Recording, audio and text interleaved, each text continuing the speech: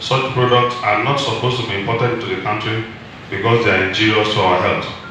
It is rather unfortunate that some unscrupulous importers out of greed will still want to import such products just to maximize profit.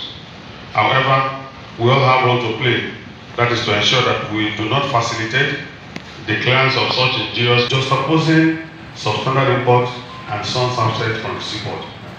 You agree with me when Okoja Wela was ran, there was a law that reduced a lot of government agencies from the port just because we want sanity in our port.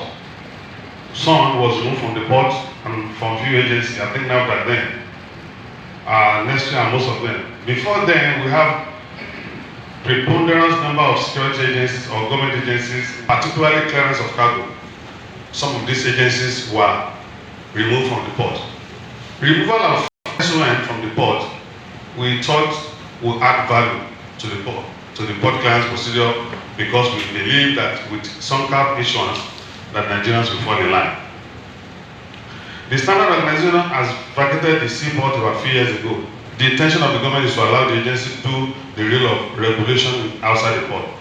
However, the increase in the import of substandard goods and the effort of some non-conformists has shown that there is need to reverse this executive decision if we must win this war against importation of substandard goods in our country. Frankly speaking, if this trend is not arrested urgently by providing solution, then it may affect our economy and dwindle our income drastically. The absence of Standard Organization of Nigeria as a regulatory agency in port encourages importation and smuggling of these substandard products. Furthermore, despite a risk-based system of including SON on customs portal, which ought to be a proactive on the strategic management plans, seem to have been defeated, due likely to forced declaration by these unscrupulous importers. Despite the risk analysis employed in the Standard Organization of Nigeria, substandard products have flooded our market, courtesy of the above-mentioned reason. In view of this, we need to juxtapose the war against substandard goods or products by returning some back to the seaports. To determine the natural source of the product, route of origin are used to determine the country of origin of the product for purposes of international trade. Hence, if you are conducting examination of a container of regulated item which is imported from China and the product are only labeled in Chinese language, that product, by virtue of Act that establishes SON, which was amended in 2015, is subject to seizure. That is why we as freight forwarders and licensed custom agents need to know this. Anywhere international best practice, if you are importing anything, if it is labeled in foreign language, it must be labeled in English language. Most of this Chinese language, you don't even know the meaning. It has contravened the import guidelines procedure and rule of origin, which is an international thing. The Horigi Rand and the agreement on rules of origin. Rule of origin is interwoven with anti-dumping procedure. During the June 1989, Horigi Rand meeting in Japan proposed to negotiate the harmonization of preferential and non-preferential rules of origin, as well as a mechanism for notification, consultation, and dispute settlement. This was motivated, among other things, by a series of disputes during the 1980s between Japan and other East Asian countries on one hand, and their major trading partners on the other. Some of the trading disputes stem from the application of rule of origin in conjunction with anti-dumping procedure. For non-conformist, non-compliance, and trade agent, I advise that as professional custom brokers, we should all at all times comply with to ensure that we achieve zero substandard goods in our country.